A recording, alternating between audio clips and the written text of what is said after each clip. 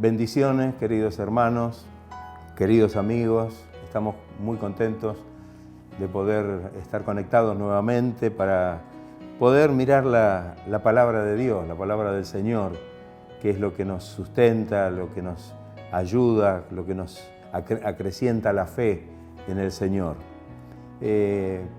Quisiera compartir con ustedes un pasaje muy conocido de la Biblia en el Nuevo Testamento, en la primera carta que escribe el apóstol Pablo a la iglesia de Corinto, capítulo 1, versos del 18 hasta el 24.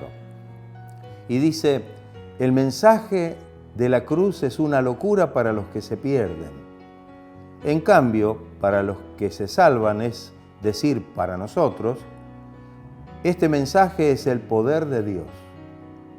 Pues está escrito: destruiré la sabiduría de los sabios, frustraré la inteligencia de los inteligentes. ¿Dónde está el sabio? ¿Dónde el erudito? ¿Dónde el filósofo de esta época? ¿No ha convertido Dios en locura la sabiduría de este mundo? Ya que Dios, en su sabio designio, dispuso que el mundo no lo conociera mediante la sabiduría humana, tuvo a bien salvar mediante la locura de la predicación a los que creen en Él. Los judíos piden señales milagrosas y los gentiles buscan sabiduría, mientras que nosotros predicamos a Cristo crucificado. Este mensaje es motivo de tropiezo para los judíos y es locura para los gentiles. Pero para los que Dios ha llamado, lo mismo que judíos que gentiles, Cristo es poder de Dios y sabiduría de Dios. Qué hermoso. Pablo estaba escribiendo esta carta a quienes estaban constituyendo la iglesia de allí en Corinto, en Grecia, y verdaderamente, seguramente ellos estaban muy interesados en escuchar algo nuevo, una nueva filosofía, algo que a lo mejor les interesara al oído, por un lado, y por otros lados, los judíos o los judaizantes que estaban en ese momento ya esparcidos por todo el Imperio Romano, lo único que les interesaba era ver milagros, ver señales. Y Pablo, consciente de esta verdad, de esta situación, habla con toda claridad, y dice que en realidad el mensaje de la cruz es locura para los que se pierden. Es locura para los que se pierden. Muy claro dice el texto que hemos leído que no podían comprenderlo, no podían saber de qué se trataba el mensaje del Evangelio porque su mente estaba puesta en otro lado. Y para los judíos, ellos estaban solamente dispuestos y atentos a ver alguna manifestación o alguna señal. Eso era en lo que estaban interesados. Pero en realidad, como dice el final del texto que leímos, Cristo, poder de Dios y sabiduría de Dios. El poder de Dios. Pablo exclamó de una manera maravillosa cuando escribe la carta a la iglesia de Roma. A la verdad dice: no me avergüenzo del Evangelio de Jesucristo, pues es poder de Dios para salvación a todos los que creen. Mire qué sencillo, pero qué importante, contundente la declaración del apóstol, diciendo que en realidad no se avergüenza del Evangelio, porque no es que está diciendo algo como un comentario, como una nueva filosofía, o está tratando de convencer a través de algún artilugio a nadie, sino que en realidad lo que él está tratando de comunicar es el Evangelio, que en esencia es poder de Dios, poder para salvar a todos aquellos que creen en Él. Y esto es una maravilla, esto es algo realmente maravilloso. En la primera carta del apóstol Pablo a los Corintios, capítulo 4, dice el apóstol Pablo: por lo demás, hermanos míos, fortaleceos en el Señor y en el poder de su fuerza. Fortaleceos en el Señor y en el poder de su fuerza. Necesitamos el obrar del poder de Dios en nuestra vida. No tendremos fortaleza, no podremos lograr nada si no estamos recibiendo ese poder en nuestra vida que nos libra, que nos renueva, que nos transforma. Es algo imprescindible para nuestra vida. El apóstol también dice: por lo demás, hermanos míos, el apóstol Pedro dice en primera de Pedro 1:5 que sois guardados por el poder de Dios mediante la fe para alcanzar la salvación que está preparada para ser manifestada en el tiempo postrero. Sois guardados por el poder de Dios mediante la fe. Esto es algo maravilloso. Es la manifestación del poder de Dios. Los apóstoles sabían muy bien esto. El Evangelio no era solamente una nueva doctrina, algo que debían comunicar entre las tantas cosas que tal vez se escuchaban en aquel tiempo, sino que este era un mensaje de poder, un mensaje que salvaba, un mensaje que libraba, que transformaba las vidas, que sanaba a los enfermos y que hacía grandes maravillas. Es algo importante para que nosotros podamos realmente recibir esta bendición de parte del Señor en nuestra vida. En la segunda carta del apóstol Pablo a Timoteo dice: porque no nos ha dado Dios espíritu de cobardía, sino de poder. Espíritu de poder es el espíritu que Dios nos dio, de amor y de dominio propio. Eso es lo que el Señor obra en nuestra vida. Que el Señor nos ayude para que podamos tener esto bien claro. Jesús mismo era depositario de ese poder cuando estuvo aquí en la tierra oficiando su servicio, su ministerio terrenal. En Hechos 10:38 dice: como Dios ungió con el Espíritu Santo y con poder a Jesús de Nazaret, y cómo éste anduvo haciendo bienes y sanando a todos los oprimidos por el diablo, porque Dios estaba con él. Ahí está, mire.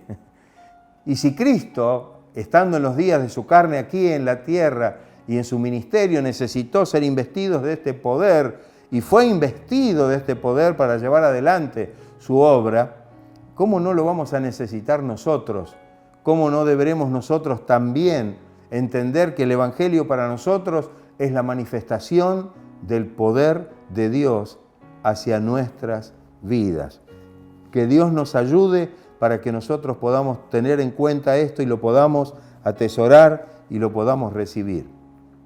Otro texto dice en 1 Corintios 2, 1 al 5: así que, hermanos, cuando fui a vosotros a anunciar el testimonio de Dios, no fui con excelencia de palabras o de sabiduría, pues me propuse no saber entre vosotros cosa alguna, sino a Jesucristo y a este crucificado.